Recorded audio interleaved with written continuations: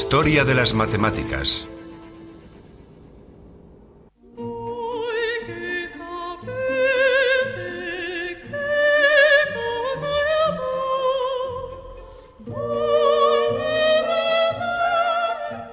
Estoy paseando por las montañas de la Luna.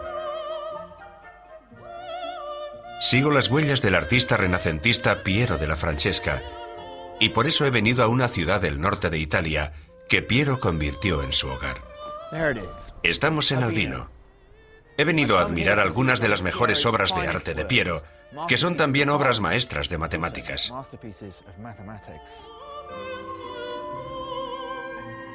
Los artistas y arquitectos de comienzos del Renacimiento recuperaron el uso de la perspectiva, una técnica que se había perdido durante 1000 años. Y usarla de forma correcta resultó más difícil de lo que esperaban. Piero fue el primero de los pintores importantes en comprender por completo la perspectiva, y lo consiguió porque era matemático, además de artista. He venido a ver su obra maestra, La flagelación de Cristo, pero ha surgido un problema. Hemos visto la flagelación de Cristo y es un cuadro asombroso, pero desgraciadamente por varios motivos italianos no se nos ha permitido filmarlo. Pero después de todo, este es un programa de matemáticas, no de arte, así que he usado las matemáticas para dar vida a este cuadro. No podemos ir al cuadro, pero podemos hacer que el cuadro venga a nosotros. El problema de la perspectiva es cómo representar el mundo tridimensional sobre un lienzo de 2 dimensiones. Para conseguir la sensación de profundidad, la sensación de una tercera dimensión, Piero utilizó las matemáticas. ¿De qué tamaño debía pintar a Cristo? Este grupo de hombres están alejados de estos hombres del primer plano. Si se hace mal, la ilusión de la perspectiva desaparece. No es en absoluto obvio cómo se puede representar de forma precisa un mundo tridimensional en una superficie de 2 dimensiones. Observen que las líneas paralelas del mundo tridimensional no son paralelas en el lienzo, sino que se unen en el punto de fuga. Y este es el aspecto que de verdad tienen las baldosas en el cuadro.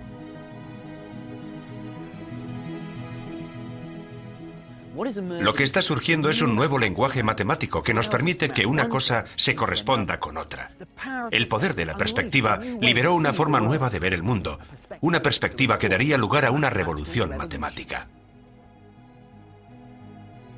El trabajo de Piero fue el comienzo de una forma nueva de entender la geometría, pero harían falta 200 años antes de que los matemáticos siguieran donde él lo dejó.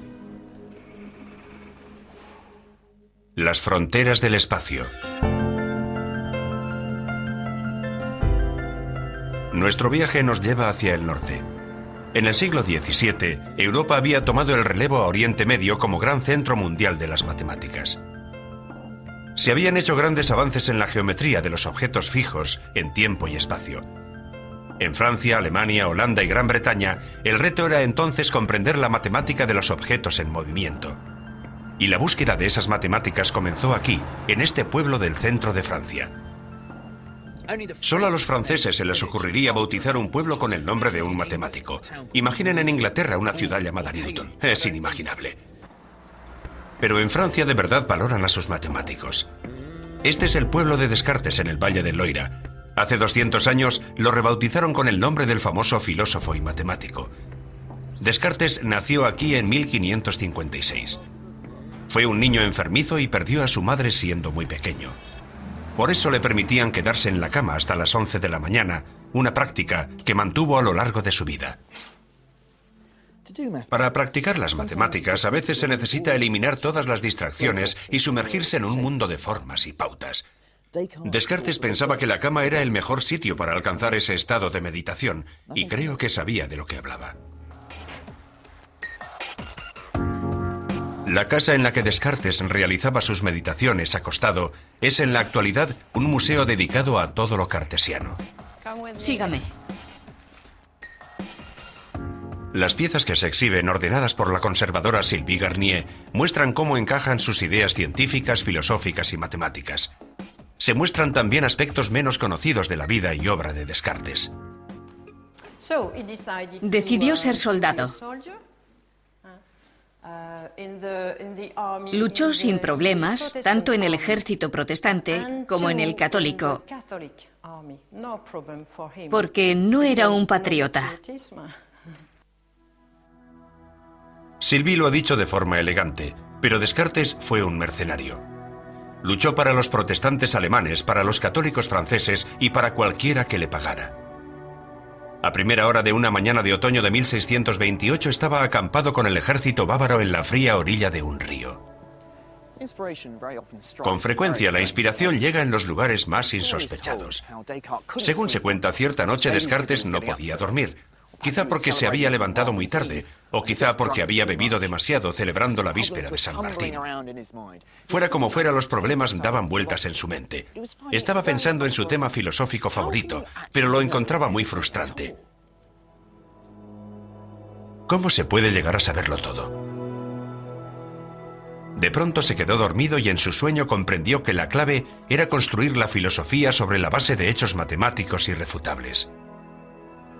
Se dio cuenta de que los números podían eliminar las telarañas de la incertidumbre. Quería publicar sus ideas radicales, pero le preocupaba cómo serían recibidas en la católica Francia. Así que recogió sus cosas y se fue. Descartes estableció su hogar aquí, en Holanda, y se convirtió en uno de los líderes de la nueva revolución científica que negaba la idea dominante de que el Sol giraba alrededor de la Tierra. Una opinión que había causado graves problemas con el Vaticano a científicos como Galileo. Descartes sabía que estaba a salvo entre los protestantes holandeses, sobre todo en la vieja ciudad universitaria de Leiden, donde se daba gran valor a las matemáticas y a la ciencia. Nosotros también hemos ido a Leiden. Hola, siento llegar tarde. He tenido un pinchazo. Me ha costado repararlo. Henk Bosch es uno de los mayores eruditos europeos en Descartes. No le sorprende que el erudito francés acabara en Leiden. Vino a hablar con la gente y algunas personas estaban abiertas a sus ideas, no solo sobre matemáticas, sino también y sobre todo sobre mecánica. Fundió el álgebra y la geometría para poder trabajar con fórmulas y figuras. Una especie de diccionario entre las dos, sí, que proporciona... Sí. Este diccionario, que se publicó finalmente en Holanda en 1637, incluye muchas ideas filosóficas controvertidas, pero los pensamientos más radicales estaban en el apéndice, una propuesta de unión entre el álgebra y la geometría. En un espacio de dos dimensiones, cualquier punto puede ser descrito por dos números. Uno indica la posición horizontal y el otro indica la posición vertical. Cuando el punto se mueve alrededor del círculo, las coordenadas cambian, pero podemos escribir una ecuación que identifica los cambios de valor de esos números en cualquier punto de la figura. De pronto, la geometría se había convertido en álgebra. Usando esa transformación de la geometría en números se puede decir, por ejemplo, si la curva de este puente forma o no parte de un círculo. No hace falta usar la vista, porque las ecuaciones de la curva revelan sus secretos.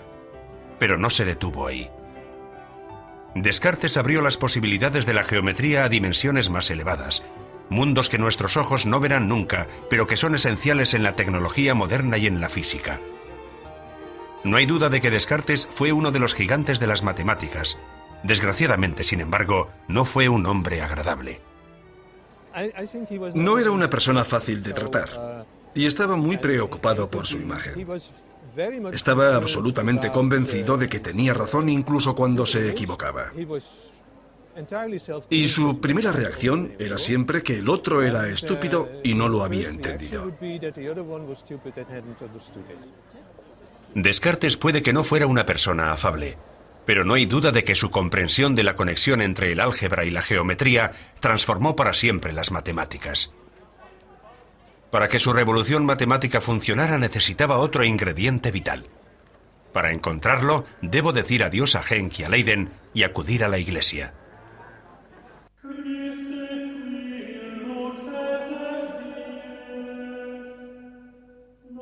No soy creyente, pero no hay duda de que muchos matemáticos de la época de Descartes tenían fuertes convicciones religiosas.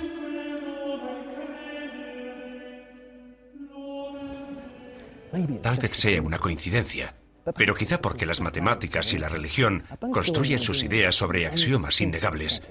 1 más 1 igual a 2. Dios existe. He elegido en qué axiomas poner mi fe.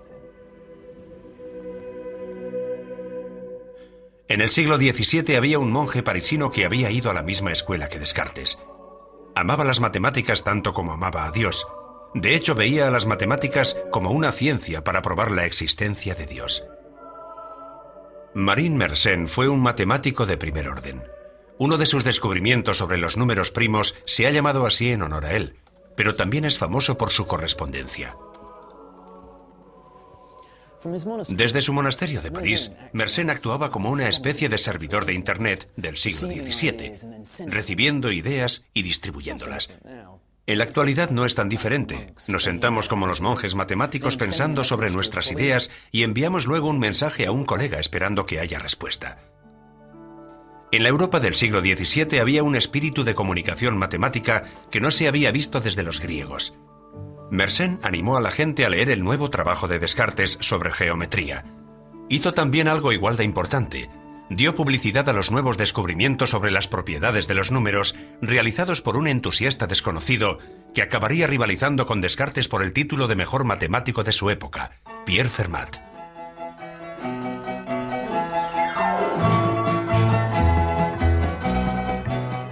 Aquí, en Beaumont-de-Lomagne, cerca de Toulouse, residentes y visitantes han acudido a celebrar la vida y obra del hijo más famoso de la localidad. Pero no estoy seguro de qué hacen aquí esos gladiadores. Y la aparición de este camello es también una sorpresa. Fermat hubiera aceptado de buen grado la idea de usar la diversión y los juegos para avanzar en el interés por las matemáticas. Al contrario que el aristocrático Descartes, Fermat no habría considerado inútil o vulgar crear un festival de matemáticas. Matemáticas en acción. Es precioso. Muy bonito, sí.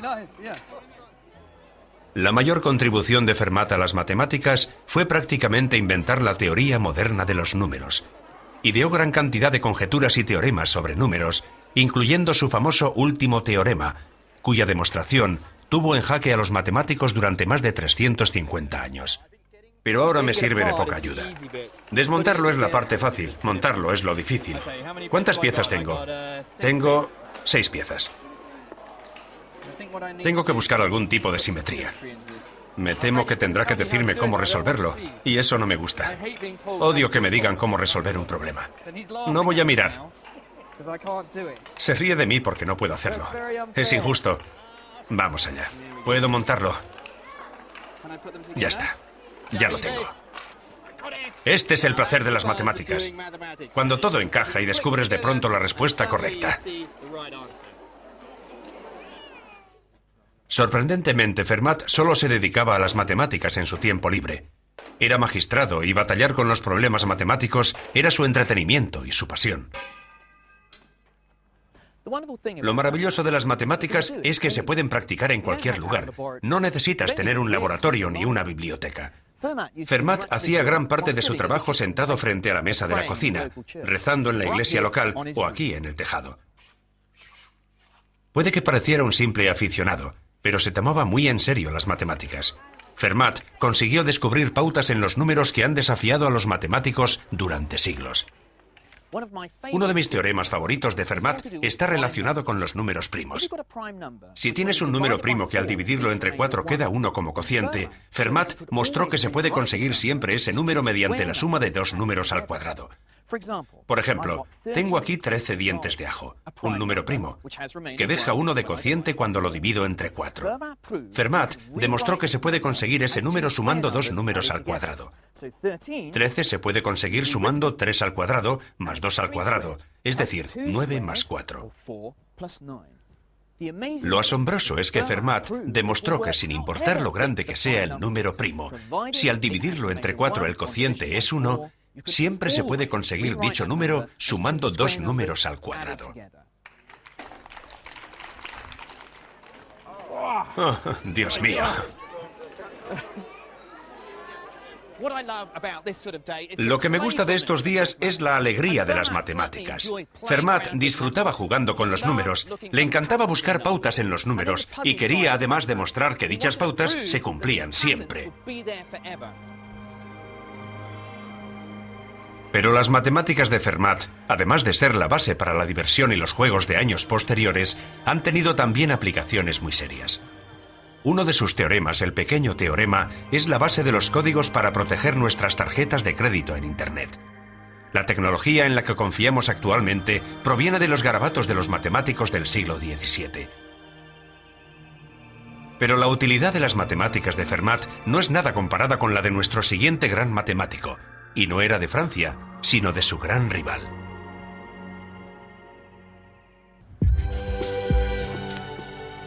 En el siglo XVII, Gran Bretaña era un poder mundial emergente. Su expansión y ambiciones requerían métodos nuevos de medida y cálculo, lo que dio un gran impulso a las matemáticas. Las ciudades universitarias de Oxford y Cambridge producían como salchichas los muy demandados matemáticos, y el más importante de todos fue Isaac Newton. Aquí en Grantham, donde nació Isaac Newton y donde están muy orgullosos de él, tienen una preciosa estatua suya y hasta un centro comercial con su nombre, el Centro Comercial Newton, que tiene como logo una bonita manzana. En la escuela a la que asistió había una placa en su honor y en el ayuntamiento hay un museo. Aunque otro de los residentes destacados del lugar, Margaret Thatcher, tiene tanta relevancia en él como Isaac Newton. De hecho, se han vendido todas las tazas de Thatcher y todavía quedan un montón de las de Newton. Así que creo que apoyaré a las matemáticas comprando una taza de Newton. Y las matemáticas de Newton necesitan apoyo. Newton es sin duda muy famoso aquí. ¿Sabe por qué es famoso? No. No lo sé. Descubrió la gravedad. Descubrir la gravedad, sí. ¿Gravedad? El manzano yesó la gravedad. Sí, la gravedad. Si la gente conoce a Newton es por sus trabajos en la física, las leyes de la gravedad y el movimiento, no por las matemáticas. Disculpe. Lo siento, tengo prisa. Tiene prisa. La aceleración, una de las leyes de Newton.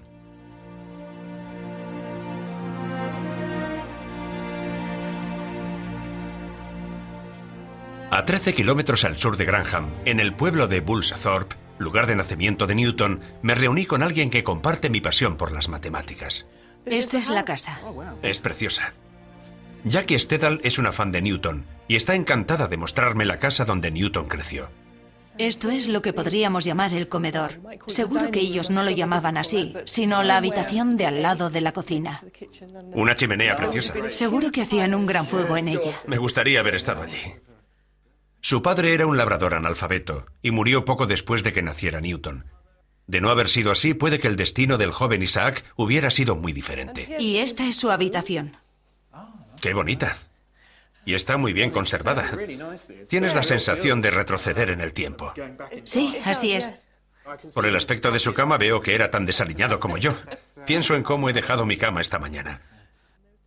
Newton odiaba a su padrastro, pero fue él quien se encargó de que se convirtiera en matemático y no en pastor de ovejas. De niño no era nada excepcional. Un toque de esperanza para los niños del mundo. Sí. Sacaba notas normales en el colegio y tenía muy pocos amigos. No creo que fuera alguien a quien me hubiera gustado conocer, pero me encantan sus matemáticas. Newton regresó de Cambridge a Lincolnshire durante la Gran Plaga de 1665, cuando tenía 22 años. En 2 años milagrosos, aquí desarrolló una nueva teoría de la luz, descubrió la gravedad y garabateó una visión revolucionaria de las matemáticas, el cálculo. Funciona de la forma siguiente. Voy a acelerar este coche de 0 a 100 tan rápido como pueda. El velocímetro me indica que la velocidad cambia constantemente, pero esta es solo la velocidad media. ¿Cómo saber con precisión cuál es mi velocidad en un instante determinado? Así. Mientras el coche avanza por la carretera, puedo hacer un gráfico sobre la misma, en el que el eje vertical es el tiempo que tarda el coche en llegar a un punto. Puedo calcular la velocidad media entre 2 puntos A y B, midiendo la distancia recorrida y dividiéndola por el tiempo invertido en ir de un punto al otro. Pero, ¿cuál es la velocidad exacta en el punto A?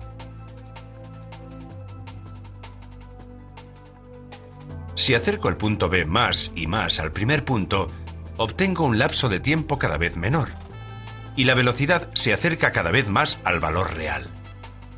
Pero al final, tendría que calcular 0 dividido por 0. El cálculo nos permite dar sentido a estas mediciones. Nos posibilita descubrir la velocidad exacta y también la distancia exacta recorrida en un momento determinado. Dio sentido a muchas cosas que tomamos como normales. Por ejemplo, si dejo caer una manzana, Cambia la distancia y la velocidad. El cálculo puede estudiarlo. lo que contrasta con los griegos. En Grecia la geometría era estática. Y como hemos visto, el cálculo lo usan los ingenieros y los físicos porque describe el mundo en movimiento. Sí, es la única forma de enfocar las matemáticas en el movimiento o en los cambios. En esta manzana hay mucha matemática. Creo que el cálculo de Newton nos enseña a comprender el mundo cambiante, las órbitas de los planetas, el movimiento de los fluidos. A través del poder del cálculo tenemos la forma de describir con precisión matemática el complejo y siempre cambiante mundo natural.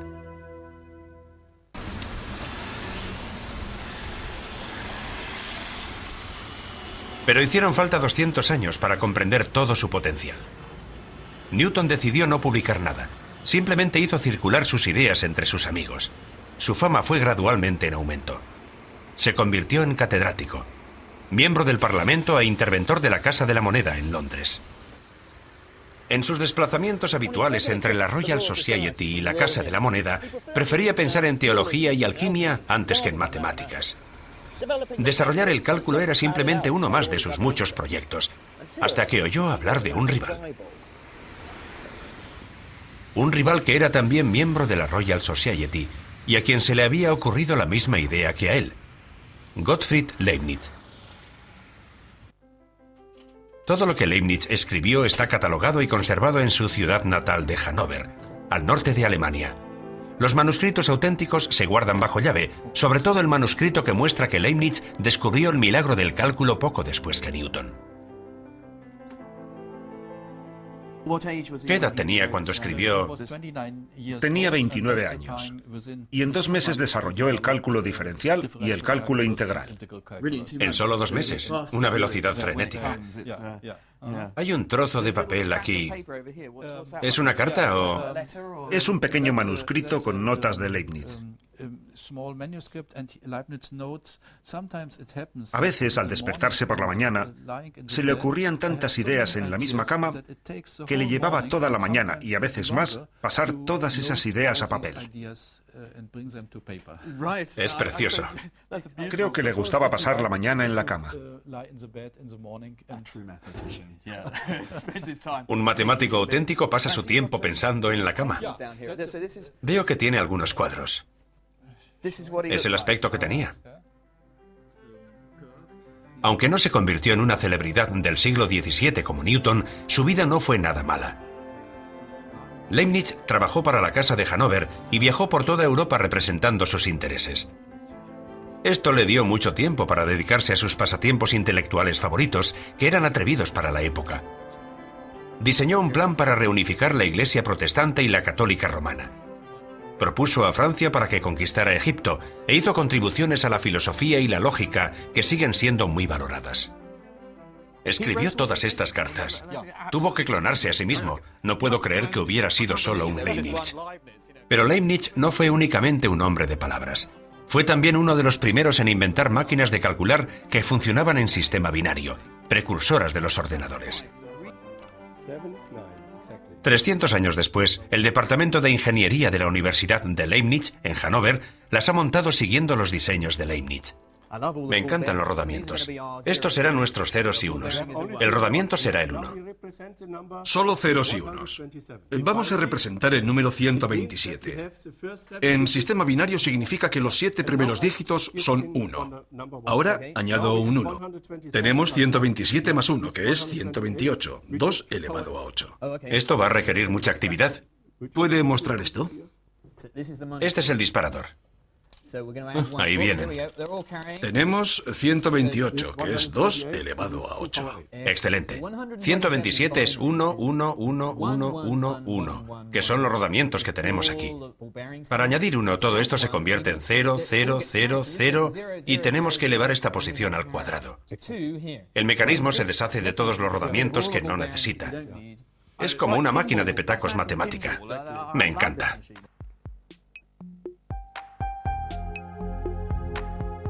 Después de un duro día de trabajo, Leibniz solía venir a los famosos jardines de Herrenhausen, en la actualidad en mitad de Hannover, pero que por entonces estaban en las afueras. Hay una relación especial entre andar y las matemáticas. Has pasado todo el día trabajando y tienes un problema en la cabeza completamente confuso, enmarañado. Necesitas salir a dar un paseo y dejar que tu subconsciente tome el poder. A veces consigues un gran avance simplemente mirando a un árbol. Yo he tenido algunas de mis mejores ideas mientras paseaba por el parque de mi ciudad, así que espero sentir inspiración en la zona de paseo de Leibniz. No tuve la oportunidad de purgar mi mente de desafíos matemáticos porque desde que Leibniz falta de aquí, alguien ha construido un laberinto. Hay una fórmula matemática para salir de un laberinto. Si colocas la mano izquierda en la pared del laberinto y la mantienes en ella mientras avanzas, acabarás saliendo. Esa es la teoría. Veamos si funciona.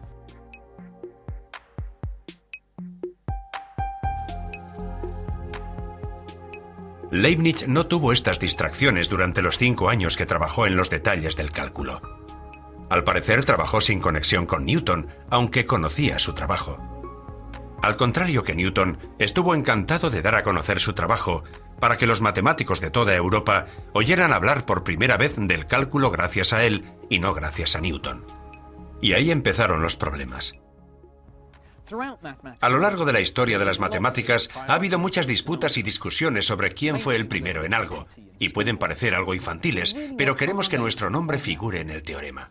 Es nuestra oportunidad de conseguir un poco de inmortalidad, porque el teorema durará eternamente.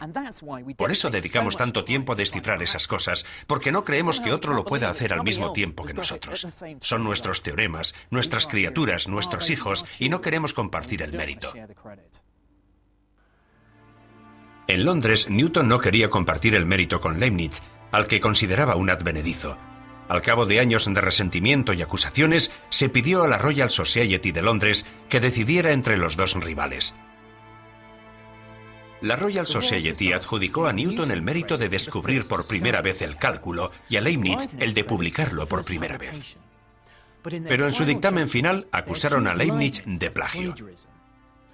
Puede que tuviera algo que ver con ello que el informe lo redactara su presidente, Sir Isaac Newton. Leibniz se sintió muy dolido. Admiraba a Newton y nunca se recuperó. Murió en 1716. Newton vivió 11 años más y fue enterrado con grandes honores en la abadía de Westminster. En cambio, la tumba de Leibniz se encuentra en esta pequeña iglesia de Hannover. La ironía está en que fueron las matemáticas de Leibniz las que acabaron triunfando, y no las de Newton. Soy un gran admirador de Leibniz. Con frecuencia las grandes revoluciones en matemáticas consisten en encontrar el lenguaje adecuado para capturar una nueva visión. Y en eso Leibniz era muy bueno. Las anotaciones de Leibniz, su forma de escribir, capturó el espíritu del cálculo y se sigue usando en las matemáticas actuales. Las anotaciones de Newton eran para muchos matemáticos toscas y difíciles de usar.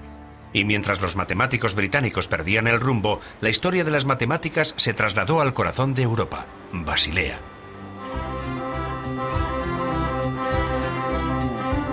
En el apogeo del siglo XVIII, la ciudad libre de Basilea, en Suiza, era el centro de la actividad comercial del mundo occidental. Alrededor de aquella vorágine comercial surgió una tradición del desarrollo del conocimiento relacionado sobre todo con el comercio. Y había una familia que sintetizaba aquello mejor que nadie. Resulta curioso, los hijos de los artistas con frecuencia son artistas. Los músicos tienen con frecuencia hijos músicos. Pero los hijos de los matemáticos no suelen ser matemáticos. No entiendo por qué. Esa es mi opinión, aunque no la de todos. En lo que todos estamos de acuerdo es en que hay una gran dinastía de matemáticos, los Bernoulli. En los siglos XVIII y XIX hubo en la familia media docena de matemáticos sobresalientes. Nos sentiríamos orgullosos de que cualquiera de ellos fuera británico, pero eran todos oriundos de Basilea. Hacen falta grandes mentes, como las de Newton y Leibniz, que obtengan logros fundamentales, pero se necesitan también discípulos que reciban el mensaje, lo clarifiquen, comprendan sus implicaciones y lo propaguen. La familia se dedicaba al comercio y esta es una de sus casas. En la actualidad forma parte de la Universidad de Basilea y ha sido redecorada por completo, a excepción de una habitación que se mantiene como la habría tenido la familia. Fritz Nagel, conservador del archivo Bernoulli, ha prometido enseñármela. Si la podemos encontrar. Nos hemos equivocado de piso. No es el piso. Oh, mire esas manzanas. ¿Podemos coger una? No hubo error matemático. Conseguimos llegar.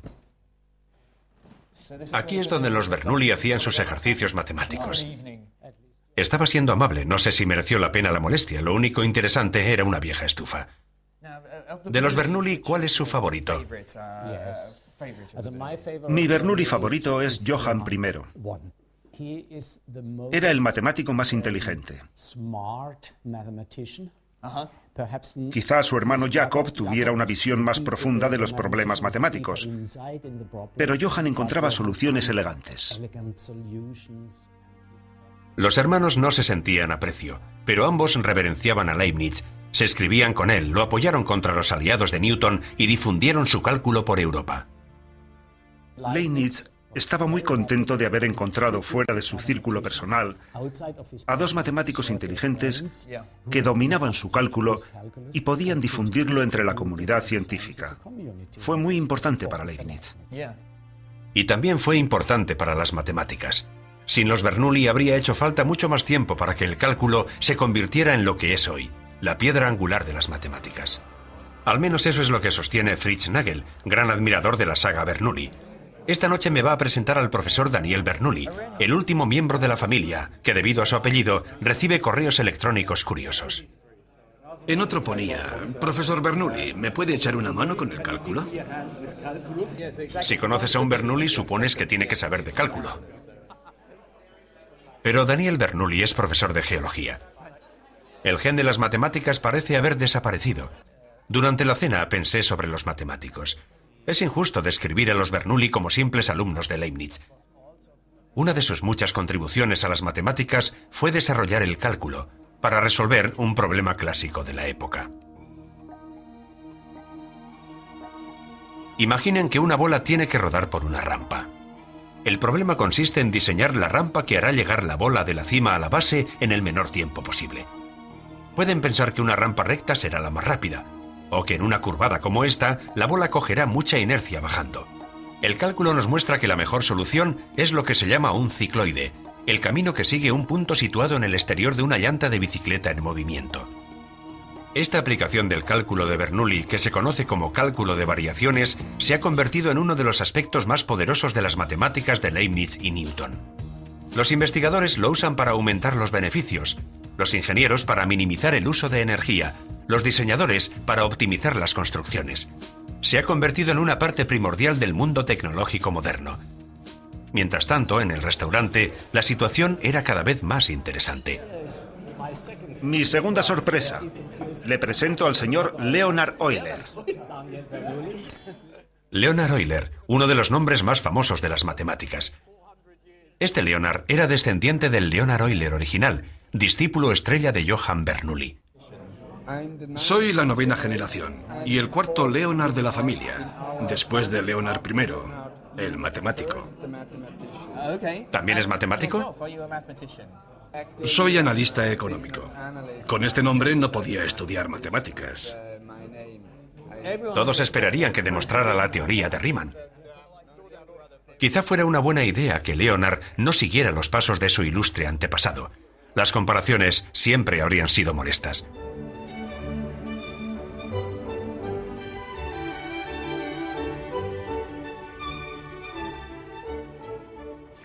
Voy en barco por el Rin y debo reconocer que esta mañana no me siento muy bien. La cena de anoche con Euler y Bernoulli degeneró en brindis por todos los teoremas que Euler y Bernoulli habían demostrado, y la verdad es que demostraron muchos. Nunca más. El resto de los viajeros me lanzaban miradas de desaprobación. Por suerte fue un viaje corto, no como el que hizo Euler en 1728 para empezar una nueva vida. Euler puede que fuera el discípulo estrella de Johann Bernoulli, pero no había sitio para él en la ciudad. Si no te apellidabas Bernoulli, había muy pocas posibilidades de conseguir un trabajo de matemático en Basilea. Pero Daniel, el hijo de Johann Bernoulli, era muy amigo de Euler y logró conseguirle un trabajo en su universidad. Pero iba a necesitar 7 semanas para llegar allí, porque la universidad de Daniel estaba en Rusia. No era un centro de poder intelectual como Berlín o París, pero en el siglo XVIII San Petersburgo era cualquier cosa menos sencilla. Pedro el Grande había creado una ciudad al estilo europeo, y todas las ciudades elegantes de la época tenían una academia científica. La Academia de San Petersburgo es en la actualidad un museo, que incluye varias salas repletas del tipo de curiosidades grotescas que en Occidente se suelen ocultar a la vista del público. Pero en 1730 este edificio era un centro de investigación puntero. Y en él estableció Euler su hogar intelectual.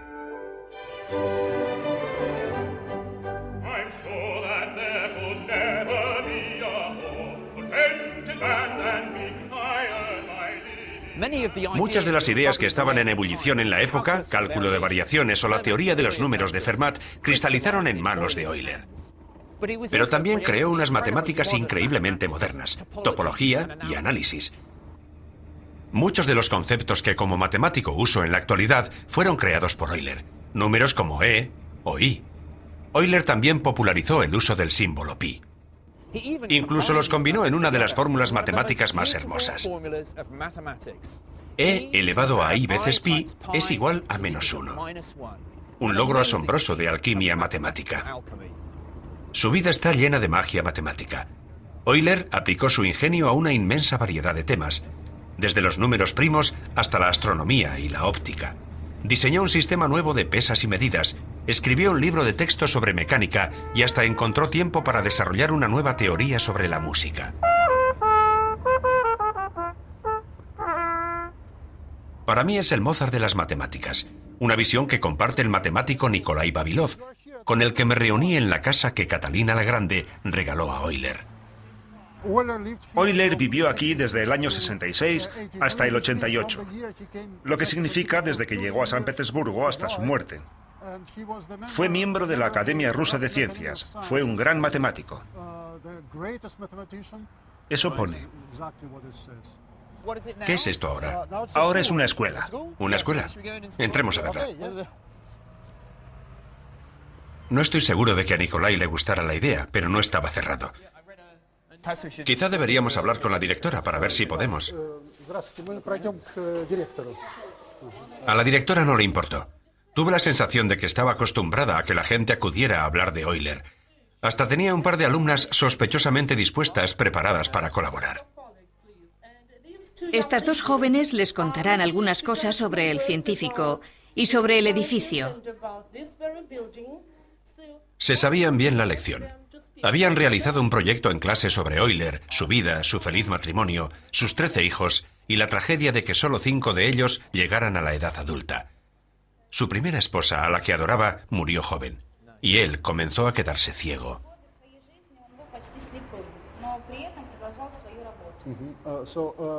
Durante los últimos años de su vida, siguió trabajando y siguió con sus investigaciones matemáticas. He leído algo muy bonito. Dijo que con la ceguera no tenía nada que le distrajera y que podía concentrarse en las matemáticas. Una actitud muy positiva. Sí, es cierto que lo dijo. Fue una visita inesperada y encantadora, aunque no me pude resistir a husmear y a corregir una de las ecuaciones del encerado cuando todo el mundo se había ido. Para demostrar una de mis teorías de Euler favoritas, necesitaba una copa. Consiste en calcular sumas infinitas, algo que lanzó a Euler a la cima de las matemáticas cuando fue anunciado en 1735. Se coge un vaso lleno de vodka y se echa en este vaso alto de aquí. Luego se coge un vaso lleno solo una cuarta parte, o un medio al cuadrado, y se echa en el primer vaso. Luego se coge un vaso lleno solo un quinto, o un tercio al cuadrado, y se añade al primero.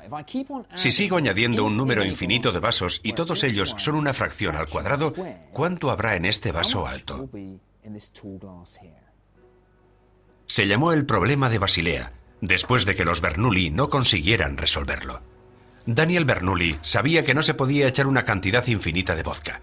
Calculó que el total estaría sobre 1 3/5. Entonces llegó Euler. Daniel se había acercado, pero las matemáticas son precisión. Euler calculó que la altura exacta del vodka sería pi al cuadrado partido por 6. Fue una sorpresa enorme. ¿Qué relación tenía añadir fracciones al cuadrado con el número pi? El análisis de Euler demostró que eran dos lados de la misma ecuación. 1 más un cuarto, más un quinto, más un sexto, y así hasta el infinito, es igual a pi al cuadrado partido por 6. Es un montón de vodka, pero dentro.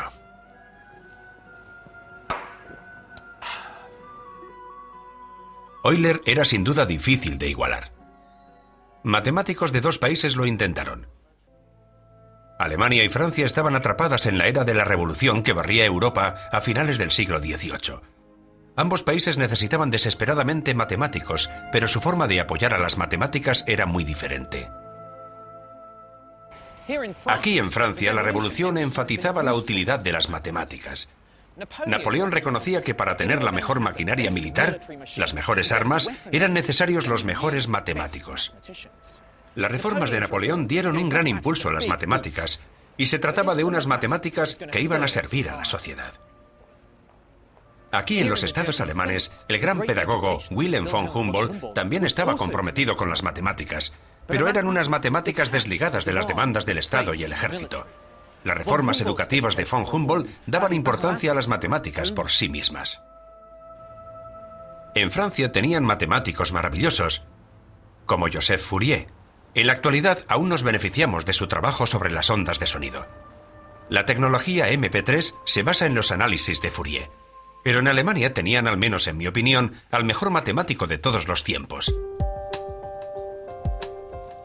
La pintoresca y tranquila ciudad universitaria de Göttingen puede parecer un poco atrasada, pero esta ciudad ha sido el hogar de algunos de los mayores genios de las matemáticas, incluyendo al hombre al que con frecuencia se llama el príncipe de las matemáticas, Carl Friedrich Gauss. Sin embargo, pocos no matemáticos parecen saber algo sobre él. Ni en París. ¿Conoce a Carl Friedrich Gauss? No. No. Ni en Oxford. He oído el nombre, pero no sé decirle. Ni idea. Y me temo que ni en Alemania. No. No sé. No sabe. Pero en Göttingen todo el mundo sabe quién era Gauss. Es el héroe local. Su padre era picapedrero. Y parece lógico que Gauss también lo hubiera sido, pero su madre reconoció su talento y se aseguró de que recibiera la mejor educación posible. Cada pocos años aparece en las noticias algún prodigio que ha terminado el colegio con 10 años o ingresado en la universidad con 12. Pero nadie comparable con Gauss. A los 12 años discutía la geometría de Euclides. A los 15 descubrió una nueva pauta en los números primos que había pasado inadvertida a los matemáticos durante 2000 años. A los 19 descubrió la construcción de una figura de 17 lados que nadie sabía que existiera. Su temprano éxito animó a Gauss a escribir un diario. Se puede leer en la Universidad de Göttingen, si se sabe latín. Por suerte, yo tenía ayuda.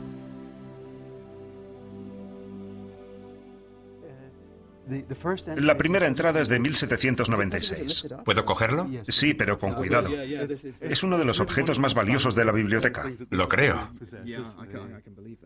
Tenía muy buena letra. Es un placer estético, aunque no se entienda. Es un placer contemplarlo. Voy a dejarlo porque es muy delicado.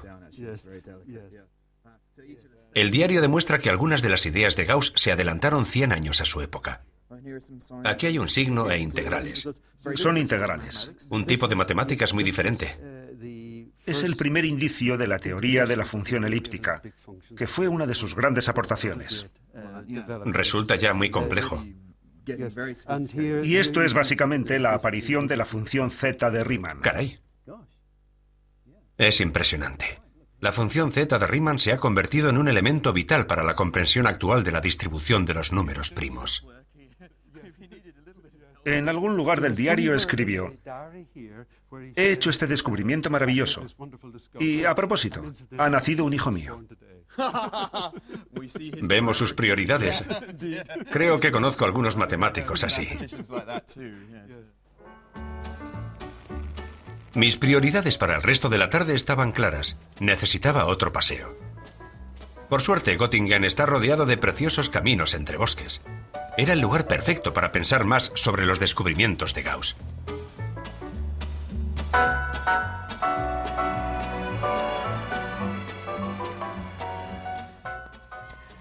Las matemáticas de Gauss han afectado a muchos aspectos del mundo matemático, pero voy a escoger solo un tema, uno divertido, los números imaginarios. En los siglos XVI y XVII, los matemáticos europeos imaginaron la raíz cuadrada de -1 y le dieron el símbolo I. No les gustaba demasiado, pero resolvía ecuaciones que no se podían resolver de otro modo. Los números imaginarios han ayudado a entender las ondas de radio y a construir puentes y aeroplanos. Son incluso la clave de la física cuántica, la ciencia del mundo subatómico. Proporcionan un mapa para ver cómo son en realidad las cosas. A principios del siglo XIX no tenían mapa. No tenían imagen de cómo conectaban los números imaginarios con los números reales. ¿Dónde está el nuevo número? En la línea de números no hay sitio para la raíz cuadrada de -1. Los números positivos van hacia un lado y los negativos hacia otro. El gran paso fue crear una nueva dirección para los números, perpendicular a la línea de números, y ahí se encuentra la raíz cuadrada de -1. Gauss no fue el primero en emplear esta imagen bidimensional de los números, pero fue el primero en explicarla con total claridad. Dio a la gente una imagen para entender cómo funcionan los números imaginarios, y una vez que se desarrollara la imagen, se podría liberar su potencial inmenso. Un café, por favor. Las matemáticas proporcionaron a Gauss fama y seguridad económica suficiente como para haber ido a cualquier parte, pero decidió asentarse y pasar el resto de su vida en la tranquila Göttingen. Por desgracia, a medida que crecía su fama, su carácter se deterioraba. Aquel hombre cauteloso y tímido se fue transformando en alguien desconfiado y gruñón. Muchos matemáticos europeos consideraban un dios a Gauss. Le enviaban sus teoremas, sus conjeturas, incluso algunas demostraciones. La mayoría de las veces no contestaba, y cuando lo hacía generalmente era para decir que se equivocaban o que él ya lo había demostrado. Su rechazo o falta de interés por el trabajo de mortales menos dotados desanimó a veces a matemáticos de gran talento a seguir sus ideas. Pero también Gauss dejó en ocasiones de seguir su intuición, incluyendo una intuición muy importante que podía haber transformado las matemáticas de su época.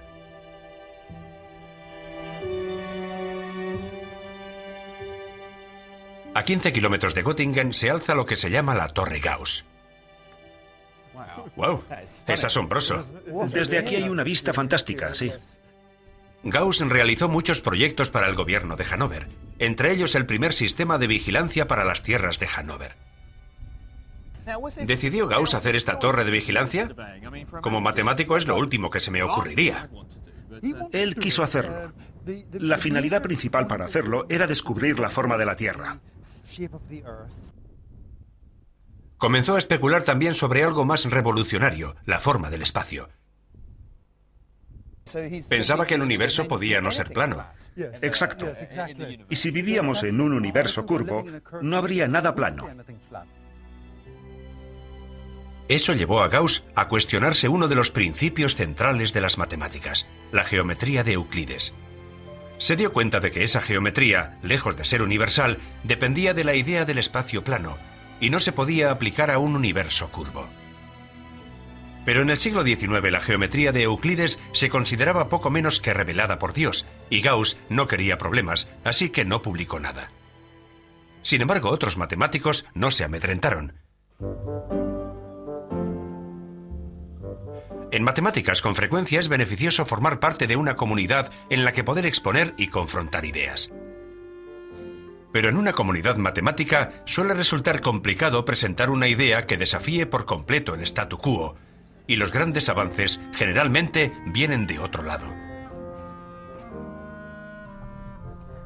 Las matemáticas se pueden practicar en lugares muy extraños. Estoy en Transilvania, algo muy adecuado porque voy en busca de un lobo solitario. János Bolyai pasó la mayor parte de su vida a cientos de kilómetros de los centros de conocimiento matemático. Este es el único retrato que he podido conseguir de él.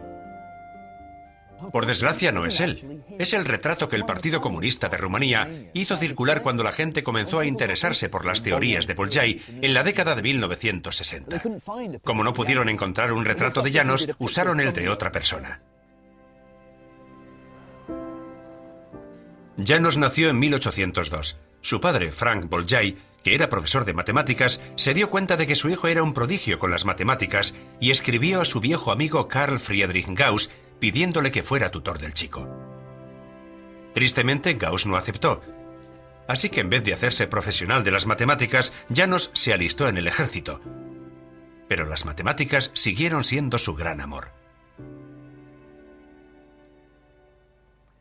Quizá haya algo en el aire de aquí, porque Bolyai siguió dedicándose a las matemáticas en su tiempo libre.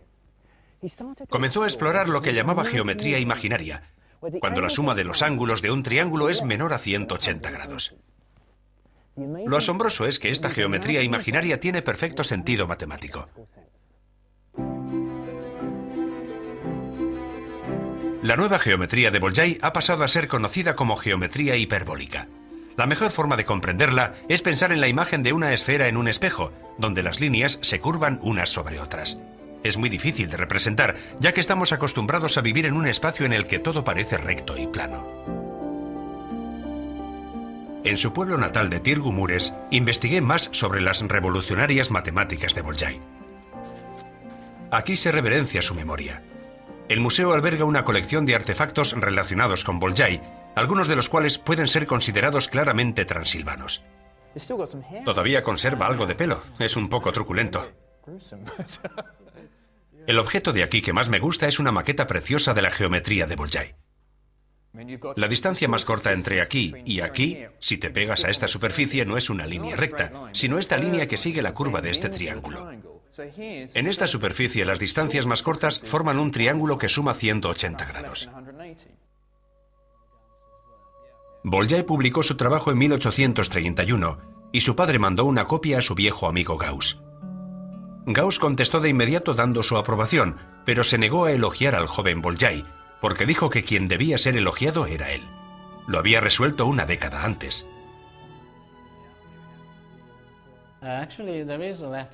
Hay una carta de Gauss a un amigo en la que dice: considero a este joven geómetra un genio de primer orden. Pero Gauss nunca dijo eso a Bolyai, y el joven János se sintió desalentado. A continuación llegó otro golpe. Alguien había desarrollado exactamente la misma idea que él, pero la había publicado 2 años antes, el matemático ruso Nicolás Lobachevsky. Bolyai cayó en picado. Después de aquello, carente de prestigio profesional, no volvió a publicar nada. Al final se volvió un poco loco. En 1860, János Bolyai murió en el anonimato. A Gauss, por el contrario, lo encumbraron tras su muerte. Se puso su nombre a una universidad, a las unidades usadas para medir la inducción magnética y hasta a un cráter de la Luna. Durante su vida, Gauss ofreció su apoyo a muy pocos matemáticos. La excepción fue otro genio de Göttingen, Bernhard Riemann.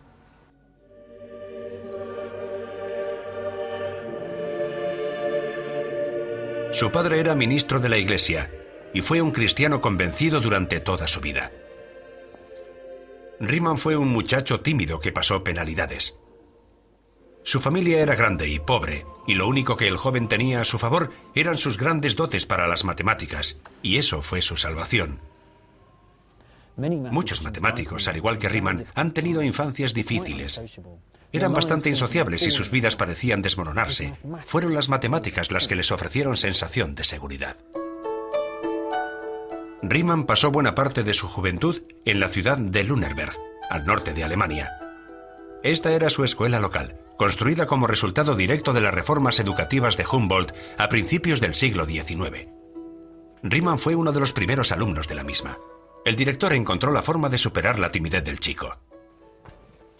Tenía acceso libre a la biblioteca de la escuela y eso le abrió un nuevo mundo. Uno de los libros que encontró era un ejemplar del matemático francés Legendre sobre la teoría de los números. Su profesor le preguntó que qué tal le iba con él. Respondió que había comprendido las 859 páginas de aquel libro maravilloso. Fue una estrategia que funcionó con Riemann, porque se convirtió en un matemático brillante. Una de sus contribuciones más famosas a las matemáticas fue una conferencia que dio en 1852 sobre los fundamentos de la geometría. En la conferencia, Riemann comenzó por describir cómo era la geometría y su relación con el mundo. Luego hizo un boceto de cómo podría ser la geometría, considerando que los matemáticos tenían muchos tipos de espacios diferentes y que el espacio plano de Euclides, en el que todos parecíamos vivir, era solo uno de ellos. No tenía más que 26 años. ¿Fue bien recibido? ¿Reconoció la gente la revolución? Era imposible que la gente pudiera asumir esas ideas. No ocurrió hasta 50 o 60 años después, con Einstein. Con Einstein. Fue el comienzo de una revolución que culminó con la teoría de la relatividad de Einstein. Sí, exacto. Las matemáticas de Riemann cambiaron nuestra forma de ver el mundo. De pronto apareció una geometría de una dimensión superior. El potencial estaba ahí, desde Descartes, pero fue la imaginación de Riemann la que lo hizo posible. Comenzó a no poner restricción alguna en las dimensiones. Era una forma completamente nueva de pensar sobre las cosas. Gente como Bolyai pensaba en una geometría nueva, pero en 2 dimensiones. Nueva geometría bidimensional. Pero Riemann rompió todos los límites de 2 o 3 dimensiones y comenzó a pensar en dimensiones más elevadas. Fue algo completamente nuevo. El espacio multidimensional está en el corazón de muchas de las matemáticas actuales, en la geometría, en la teoría de los números y en muchas otras ramas de las matemáticas. Las ideas de Riemann siguen asombrando y causando perplejidad. Murió en 1866, con solo 39 años de edad. En la actualidad, el resultado de las matemáticas de Riemann está por todas partes. El hiperespacio ya no es ciencia ficción, sino un hecho científico. En París han intentado incluso visualizar cómo serían las formas en dimensiones superiores. Al igual que el artista del Renacimiento Piero habría dibujado un cuadrado dentro de un cuadrado para representar un cubo en un lienzo de 2 dimensiones, aquí en La Défense, el arquitecto ha construido un cubo dentro de un cubo para representar la sombra de un hipercubo de 4 dimensiones. El trabajo de Riemann nos ha permitido tener las gafas matemáticas para poder explorar esos mundos de la mente. Necesitaremos tiempo para poder ajustar esas gafas, pero sin esa edad de oro de las matemáticas, desde Descartes a Riemann, no habría cálculo, física cuántica, relatividad, ni ninguna de las tecnologías que usamos en la actualidad. Pero lo más importante es que sus matemáticas eliminaron las telas de araña y nos han permitido ver el mundo como en realidad es. Un mundo más extraño de lo que habíamos imaginado.